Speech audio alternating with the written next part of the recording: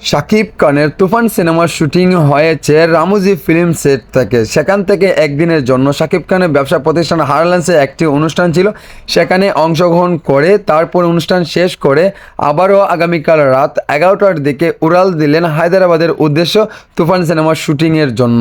ভাই রে ভাই, কী বলবো আপনাদেরকে, এই ব্যক্তিটা এত পরিমাণ স্ট্রাগল করে এত কষ্ট করে আজকে এই জায়গায় এই পজিশনে এসে দাঁড়িয়েছে। তারপরে নানান মানুষের নানান কথাবার্তা বলে শাকিব খানকে নিয়ে।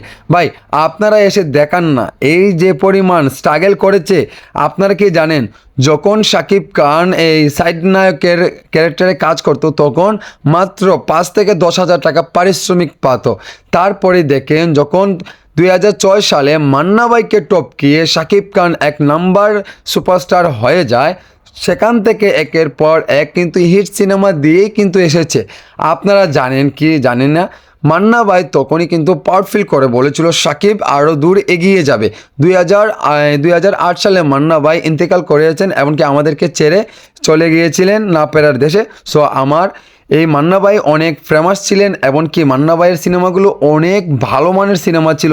সব সিনেমা কিন্তু ব্যবসা সফল সিনেমা মান্না ভাইয়ের। সো মান্না ভাইকে যখন টপকিয়ে শাকিব খান এই পর্যায়ে আসতে পারে, তাহলে আমার কথা হচ্ছে শাকিব খানকে টপকিয়ে যাওয়ার মতো এমন কোনো পার্সন এখন পর্যন্ত তৈরি হচ্ছে না কেন?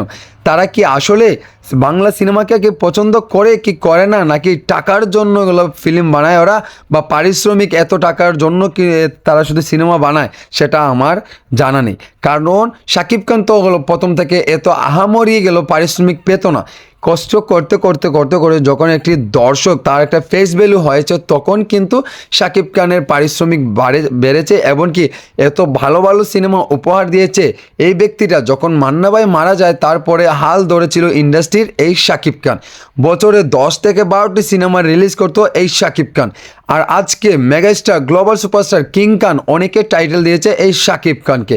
কিন্তু আমার কথা হচ্ছে শাকিব খানের যত দিন যাচ্ছে ততই কিন্তু প্রাউড ফিল করে আমরা বলতে পারছি আমাদের বাংলার ইন্ডাস্ট্রিতে একজন মাত্র সুপারস্টার, তার নাম হচ্ছে শাকিব খান। সো শাকিব খানকে নিয়ে যারা বাংলা সিনেমার নায়কদেরকে কম্পেয়ার করবে তাদেরকে বলবো মূর্খ। সো আমার কথা হচ্ছে আপনারা ইতিমধ্যে দেখতে পাচ্ছেন তুফানের ঝড়ে তুফানের গতিতে শাকিব খানকে নিয়ে এখন পুষ্পার আলী অর্জুনকে নিয়ে কম্পেয়ার করে, রকি ভাইকে নিয়ে কেজিএফের কম্পেয়ার করে। সো সেটা জিনিসটা আপনারা বুঝতে হবে। জওয়ান সিনেমাকে নিয়ে শাহরুখ খানের সিনেমা নিয়ে গেল, নায়ককে নিয়ে কম্পেয়ার করে শাকিব খানকে। বাংলার সিনেমার একমাত্র শাকিব খানকে নিয়ে কিন্তু বলিউডের টলিউডের নায়কদের সাথে কম্পেয়ার করে, বাট বাংলাদেশের আর কোনো নায়কের সাথে কম্পেয়ার করা যাবে না। সো বন্ধুরা, আপনারা এই ভিডিওটা দেখতেই তো পারলেন, এমনকি কথাগুলো শুনতে পারলেন। আমি কথাগুলো সঠিক বলেছি নাকি ভুল বলেছি আপনারা বিস্তারিত কমেন্টে বলে যাবেন। সো বন্ধুরা, আপনাদের কাছে যদি অল্প পরিমাণ ভিডিওটি ভালো লাগে তাহলে অবশ্যই একটি লাইক দিবেন, আর এই চ্যানেলটিতে সাবস্ক্রাইব করতে ভুলবেন না। সো বন্ধুরা, আপনারা ভালো থাকেন, সুস্থ থাকেন। আল্লাহ হাফিজ। আসসালামু আলাইকুম রহমতুল্লাহ বারাকাতুহু।